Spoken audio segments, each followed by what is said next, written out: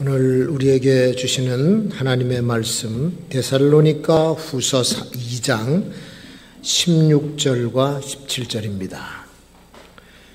우리 주 예수 그리스도와 우리를 사랑하시고 영원한 위로와 좋은 소망을 은혜로 주신 하나님 우리 아버지께서 너의 마음을 위로하시고 모든 선한 일과 말에 굳게 하시기를 원하노라. 아멘. 지난 추석 연휴에 대한민국 어게인이라고 하는 제목으로 원로 가수 나훈아 씨가 열정적인 콘서트를 했습니다. 아마 보신 분들도 많이 계시리라고 생각이 돼요. 시청률이 어느 순간은 70%까지 폭등하면서 전국이 들썩거렸습니다. 자작곡도 몇 곡 불렀는데 그중에 테스 형이라고 하는 노래가 아주 요즘 선풍적인 반응을 일으키고 있어요. 테스 형 세상이 왜 이래 이런 노래요. 아프다 세상이 눈물 많은 나에게 너 자신을 알라고 툭 던지고 간 말을 내가 어찌 알겠소. 먼저 가본 세상은 어떻소? 천국은 있던가요? 테스 형. 소크라테스를 테스 형이라고 부르면서 애절한 노래를 부르는데 요새 우리의 심정을 그대로 대변해주는 공감을 느끼는 노래였었습니다. 한동안 오락 위주의 얕은 위로만 받던 우리를 아주 깊은 감동의 강으로 끌고 간 나훈아 씨. 과연 연륜이 담긴 70대 철학의 가객이 아닌가 그렇게 생각을 해요. 이 노래가 화제가 되어서 요즘 젊은 사람들도 부르고 난리가 났어요. 소프라노 가수도 부르고. 우리는 그만큼 위로가 필요한 시대에 살고 있다라고 하는 것을 반증해 주는 겁니다. 희망을 보고 싶고. 그런데 대중가요로는 받을 수 없는 위로, 거기서 받을 수 없는 평안을 우리는 바라고 있고 소망을 바라고 있는 거죠. 오늘 데살로니가서를 보면 고난당하고 있는 데살로니가 교인들에게 바울 사도가 위로의 편지를 보내주는 내용이 이 데살로니가서입니다. 그 왜 데살로니가 교인들은 그렇게 고난을 받고 있었을까? 1장 4절 5절에 보니까 하나님 나라에 합당한 자로 만들기 위해서 고난을 준다는 얘기예요. 그 나라를 위하여 고난을 받는 것이다 라고 하면서 그 고난은 자랑스러운 고난이다 이렇게 얘기합니다. 고난의 종류도 다양하죠. 자기가 잘못해서 자기가 죄를 저질러서 당하는 고난이 있고 애매하게 당하는 고난이 있고 또 오늘 본문처럼 더 좋은 것을 얻게 하시려고 연단을 주시는 고난, 그런 고난이 있다 그런 얘기입니다. 고난이 닥쳐오면 언젠가는 끝나기를 기대해요. 빨리 끝나기를 기대하고. 근데 이게 길어져 자꾸 길어지고 끝이 안 보여. 그렇게 되면 사람들이 머지않아 좌절하고 절망에 빠지고 마는 것이죠. 그리고 이 고난과 인내, 또 환난과 소망, 다 연결이 되어 있습니다. 로마서 5장 3절 4절에 보면 환난은 인내를, 인내는 연단은 소망을 이루는 줄 알미라. 그러니까 그 네 가지 단어가 다 같이 묶여가는 거예요. 그러니까 환난도 소망을 향해서 나아가면 견딜만 해요. 참아낼 수가 있습니다. 그리고 연단을 받기 때문에 앞으로 희망이 있다는 얘기죠. 요즘은 우리가 힘든 세상을 삽니다. 세상이 아픕니다. 그리고 세상이 악합니다. 세상이 너무 혼란스럽습니다. 그런 세상이라고 할지라도 희망만 찾는다고 하면 우리는 견뎌낼 수가 있는데 조그맣게 가지고 있던 희망도 자꾸 사라지는 것 같은 그런 지금 느낌을 받는다 그런 얘기죠. 여기저기서 화난 사람들의 아우성이 들리고 탄식 소리가 들리고 한숨 소리가 들리고 젊은이든 노인이든 다 우리 희망이 보이는 곳으로 좀 데려다 달라 그렇게 외치는 것 같습니다. 그만큼 우리 사회가 희망을 놓치고 점점 절망의 사회를 만들어가는 것 같아서 도대체 그 이유가 뭐냐?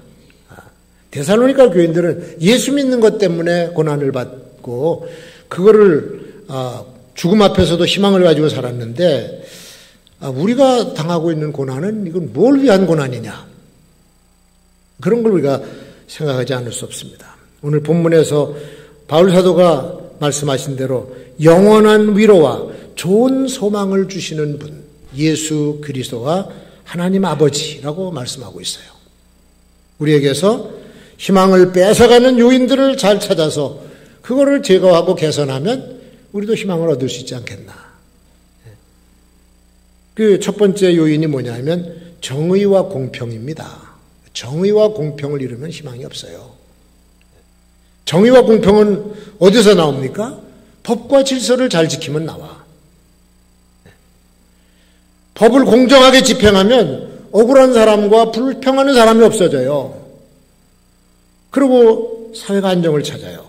억울하고 속상하니까 소리 지르고 화내고 법정으로 달려가고 가봤자 별 소득도 없고 그러니까 더 화가 나고 그게 정의를 잃어버린 거예요. 사회가 정의를 잃어버려 불의가 판을 치는 세상이 되어 법을 지켜야 될 사람들이 위법을 하고 탈법을 하고 법을 안다고 하니까 법으로 하자고 하는데 그 법이 공정하게 집행이 안 되거든요. 같은 법이라도 누구에게는 가혹하게 적용이 되고 누구에게는 관대해.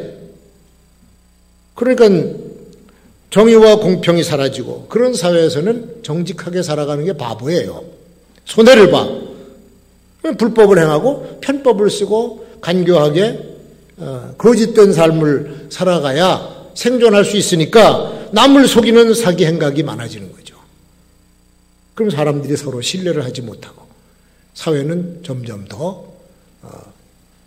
살벌한 세상, 무법한 세상이 되는 거예요. 근데 그런 세상에서 어떻게 희망을 찾습니까? 지도자가 법을 제대로 지키면요, 백성들이 법을 안 지킬 수가 없습니다. 그래야 정의로운 사회가 돼요. 옛날부터 왕이 불법을 행하면 대신들도 불법을 행해요. 그러면 백성들은 무법천지에서 살아요. 우리나라 속담에도 윗물이 맑아야 아랫물도 맑다. 윗물이 썩으면 아랫물도 썩는 거지. 그래서 정의를 되찾아야 희망이 보여. 근데 공평이란 건 또 뭐냐? 공평은 누구에게나 동일한 기회예요. 또 동일한 기준, 동일한 대우를 하는 것. 그게 공평입니다. 여러분 세계 어느 나라 가봐도 법무부, 법을 주관하는 관청의 상징은 똑같아. 저울이야, 저울. 그래서 한쪽에 법전을 끼고 여자가 한쪽에는 저울을 들고 이게 법무부의 상징이에요. 저울은 공평을 말하는 겁니다. 차별이 없어야 되는 거예요. 법은 누구에게나 평등하게 적용돼야 돼. 힘있고 높은 사람에게는 유리하게 적용되고 힘없고 약한 서민은 가혹하게 적용한다면 법정신을 떠난 무법자가 되는 거죠. 지금 우리나라 법이 참 이상한 법이 많아요. 범죄자들은 아주 관대하게 봐줘. 피해를 입은 사람들은 억울하고 두렵고 정말 원한만 안겨주는 이상한 법이 있습니다. 이거 빨리 고쳐야 되는데 악행을 저지른 자는 엄벌을 쳐야고 정직하게 법을 지키면서 사는 사람들은 그 안전을 보장해주고 그게 법의 정신 아니겠어요? 그 법을 제정할 때 그런 거를 고려를 안 하는 건 몰라서 안 하는 건지 일부러 안 하는 건지 잘 모르겠어요. 이해가 되고 상식이 통하는 사회가 돼야 우리 사는 사람이 불평을 안 하니. 그 법은 법으로 다뤄야 되고 힘은 힘으로 대해줘야 되고 그래야 되는데 법도 정치로 엮어가고 군사행동도 정치로 해결하려고 그러면 숫자가 많은 쪽이 유리해요. 언제나. 불법을 행하는 사람들도 숫자가 많으면 이겨. 정치가 그거 아닙니까? 국가의 고위층이라도 잘못했으면 법대로 처리하면 돼요. 대통령도 잘못하면 계속해서 감옥에 넣는 그런 세상인데 왜 못합니까? 최근에 북한에서 우리 국민을 살해했습니다. 군사적으로 대응하면 되지. 저쪽에서 총 들고 쐈으면 우리도 총 들고 쏴야지. 군대는 뭐 하라고 만들어놨습니까? 죽인 놈들은 예의를 갖췄다고 아이고 빨리 사과를 해서 그러고 얘기하고 오히려 죽임당한 사람이 잘못되었다고 하는 이런 이상한 궤변을 짓거리는 자들이 어떻게 대한민국의 지도자입니까? 내 자식이 나갔다가 맞아 죽어서 시체로 돌아오면 가만히 있을 부모가 어디 있겠어요? 가해자에게 응분의 대가를 치르도록 그걸 하는 것이 부모의 역할이 아니겠어요? 선량한 시민에게는 가혹하고 잔인무도한 적에 대해서는 이렇게 관대한, 이게 도대체 어느 나라 법이고 어느 나라 모습인지 모르겠어. 일본군에게 끌려가서 인생을 완전히 망쳐버린 비운의 할머니 도와준다고 하고 선행을 가장한 횡령 도둑질 다 드러났는데 버젓이 국회의원 배지 달고 거드럭거리고 다니는데 그냥 놔둬요. 권력을 잡으면 불의가 의가 되고 거짓도 진실로 바뀌게 돼요. 그럼 보통 사람들은 뭡니까? 힘자랑에 낙심하고 절망하는 거야. 너도 힘을 가져. 뭐 그러면 되잖아. 그게 메시지입니까? 오늘날에? 옛날에는요, 서양이나 동양이나 계급사회였었어요. 우리나라도 양반이 있고 천민이 있었습니다. 신분이 안 바뀝니다. 자녀, 손자 전혀 안 바뀝니다. 서양 봉건사회도 그랬습니다. 지주의 계급과 농노의 계급이 있었어요. 일하는 사람 누구냐? 밭에 가서 농사 짓는 사람은 다 노예들이에요. 농노들이에요. 물건을 만드는 사람도 노예들이 하고, 심지어는 병을 고쳐주는 의사들도 노예들이었어요. 의사 지금은 굉장한 대우를 받죠. 옛날에는 다 노예가 했던 직업입니다. 그러면 상류층 사람은 뭐 하느냐? 풍류를 즐겨. 무도회 열고. 그리고 인생을 즐겨.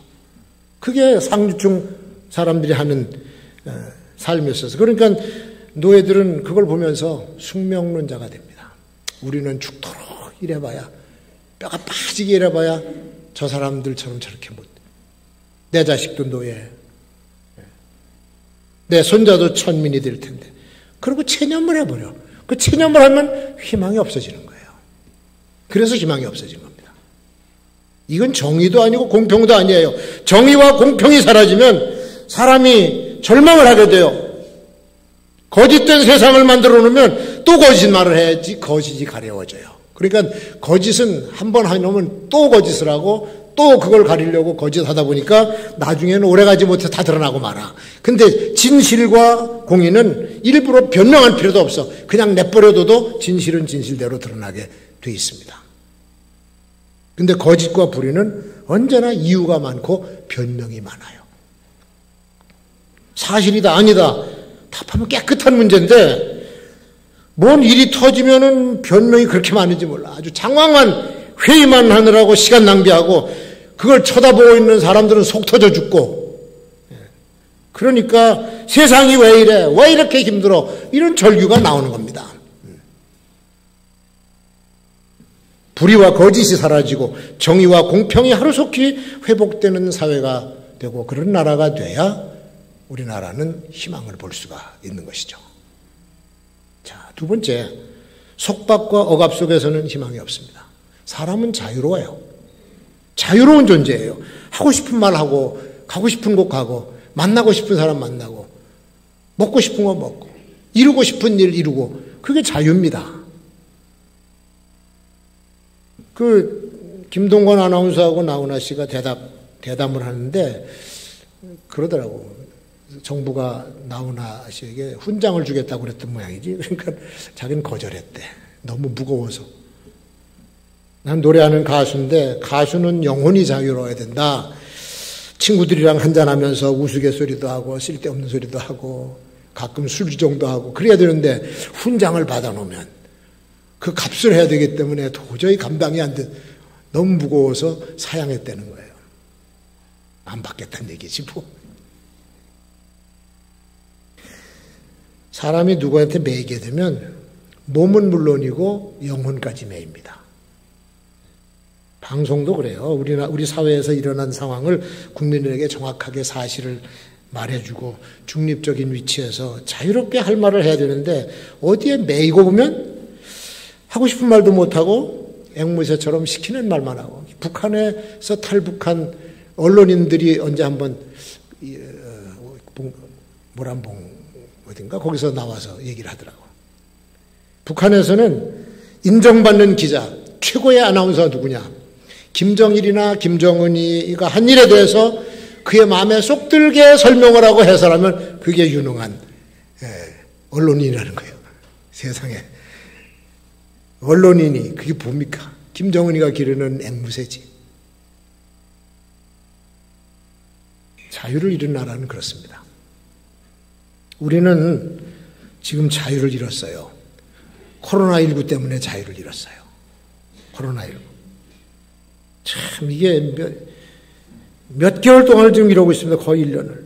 고통스럽게. 이 무더운 여름에도 마스크 쓰고 실내에도 여기 다 쓰고 여기 계시는데 제일 딱한 애들이 어린 애들이야. 유모차에 타고 가는 애들도 이걸 끼고 애들은 호흡을 막 가쁘거든요.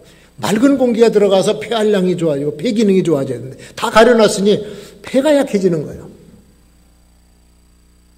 쟤들 건강은 어떻게 할지 지금 걱정이 돼. 요즘처럼 시원한 가을 공기를 마음껏 마시면서 거리를 활보해야 되는데 이젠 마스크 안 끼면은 벌금까지 내린대.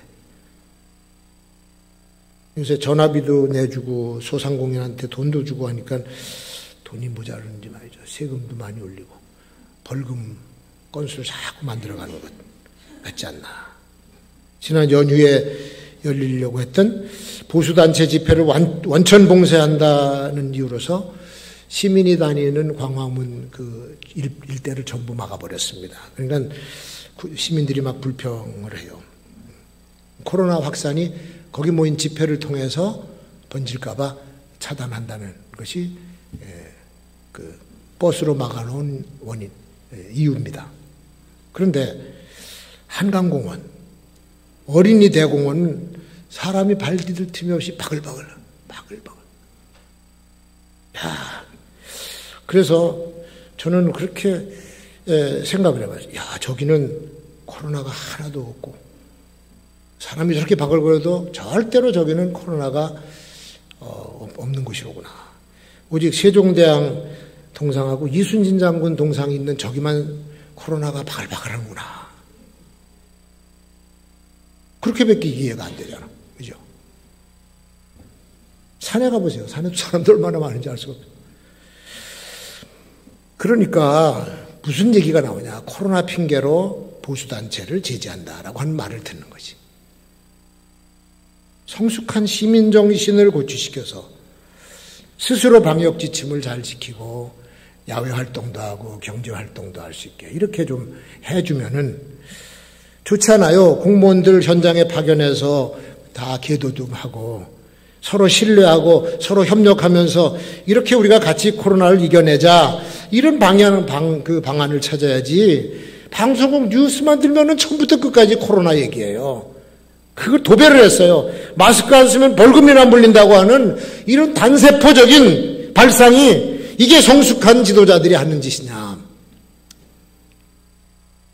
이제 책임을 서민에게 돌리는 거죠. 정부는 할 만큼 했으니까. 걸리고 안 걸리고 전파하는 건 너희들 책임이다. 코로나 두려움보다 더 무서운 게 코로나라고 하는 굴레에다가 인간을 가두고 그 존엄성과 자유를 압박하는 속박의 두려움이 더 큰 겁니다. 진정한 자유를 얻고 그 자유를 구가할 수 있는 길이 뭐냐? 생각부터 바꿔야 돼요. 그릇된 사상과 그릇된 이념과 그릇된 생각에 매이지 말아야 돼요. 사람이 무슨 생각을 골똘하게 계속하고 하나만 생각하면 거기에 딱 묶여버립니다. 그리고 생각이 그때부터는 그를 지배해. 생각의 노예가 되는 거예요. 여러분 공산주의 이론 공부하는 사람들 칼막스 공부하죠. 해겔의 철학을 공부하지. 그리고 그것만 들이파다 보니까는 이게 이제 신념이 돼. 신념을 넘어서 신앙이 돼버려. 그러면 죽어도 안 바뀝니다. 유물론적 공산사상에 빠지게 되고 그때부터는 인본주의적인 사상의 노예가 되어서 자유를 잃어버리죠. 제가 그 SNS, 페이스북 이런 데 글을 쭉 써놓은 거를 보면요. 이제 똑같은 사람들이 이렇게 쓰는데 보면 성향이 나타나, 성향이. 사람이 부정적인 생각을 가지고 빠지면 모든 것을 부정적인 시각으로 봅니다. 그 보수나 진보냐 떠나서 얘기해요. 떠나서. 자기 생각의 틀에서 벗어나지를 못해. 글을 항상 그런 글만 써. 언제나 보면 색안경을 벗지 못한 거예요.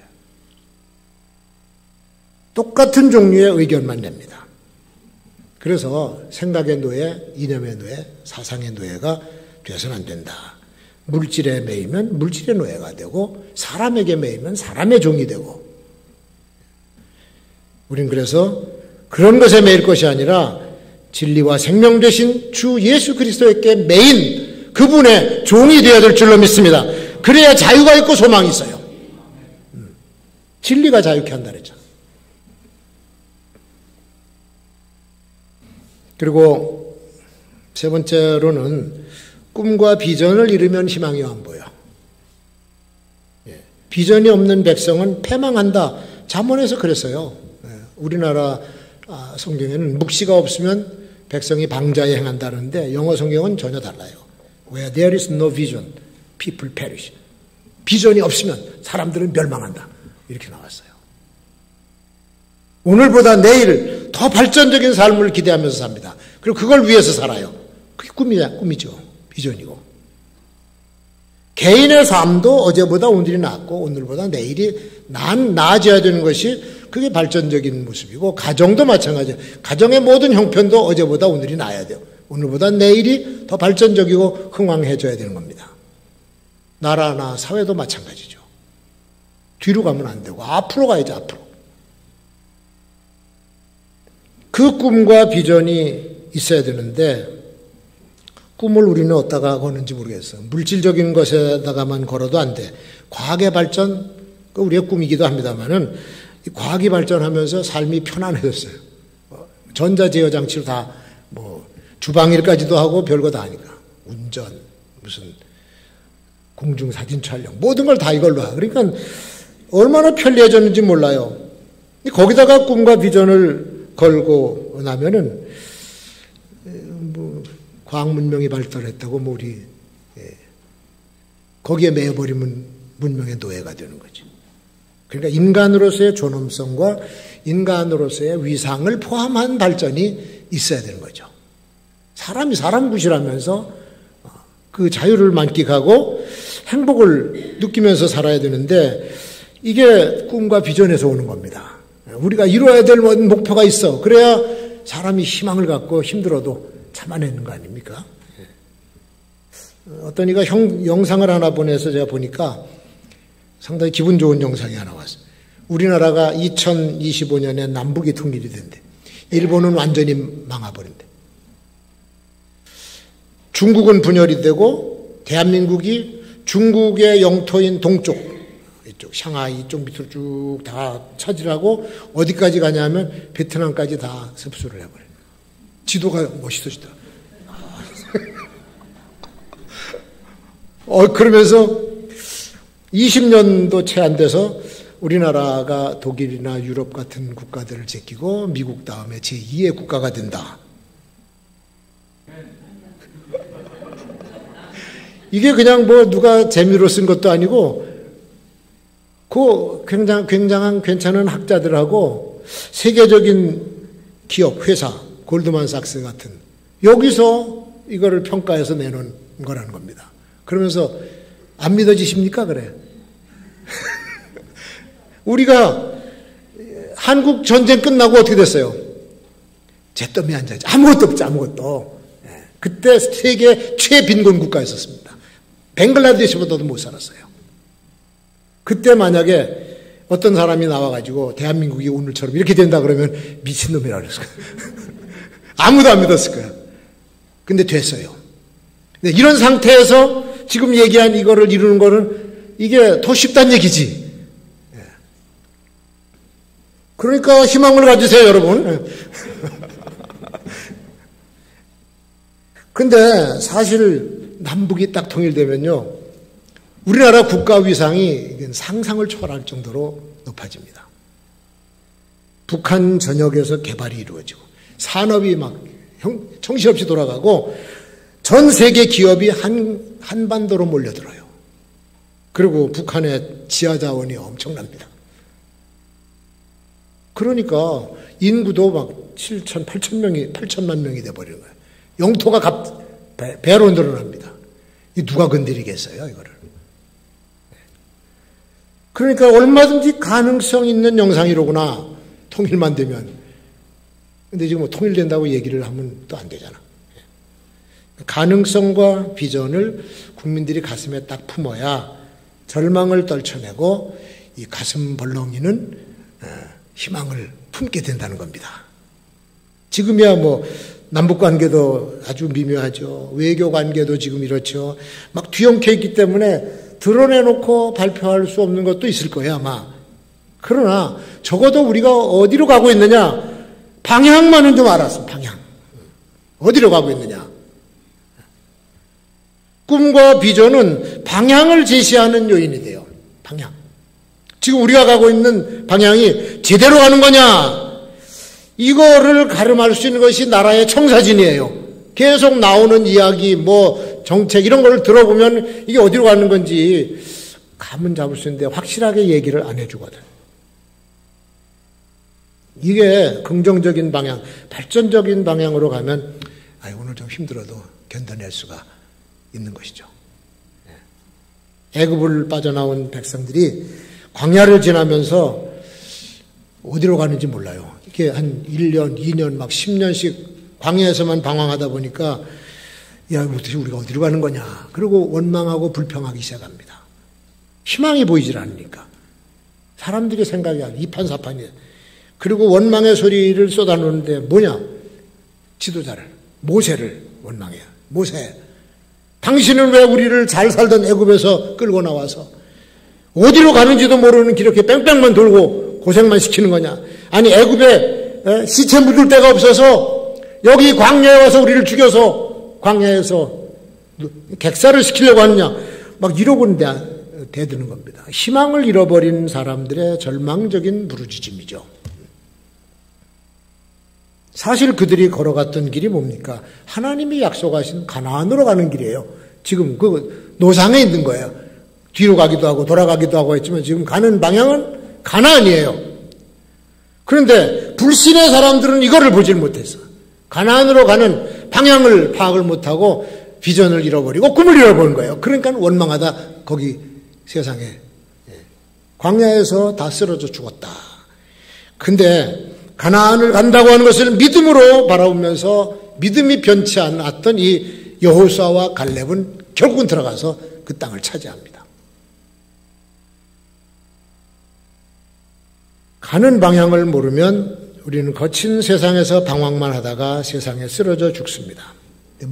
목적지가 분명하면 비전을 잃지 않고 환난의 세상, 고난의 세상에서도 얼마든지 우리가 견뎌낼 수가 있는 것이죠.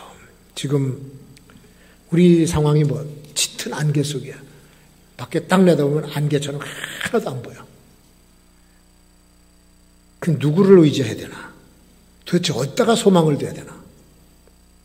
힘들고 절망적인 이 세대에 비전을 주고 위로를 해주고 소망을 주시는, 여기 좋은 소망을 주신다는데 좋은 소망을 주시는 예수 그리스도, 그분과 하나님 아버지에게 우리의 소망을 걸고 믿음으로 살아가는 성도들이 되어야 될 줄로 믿습니다.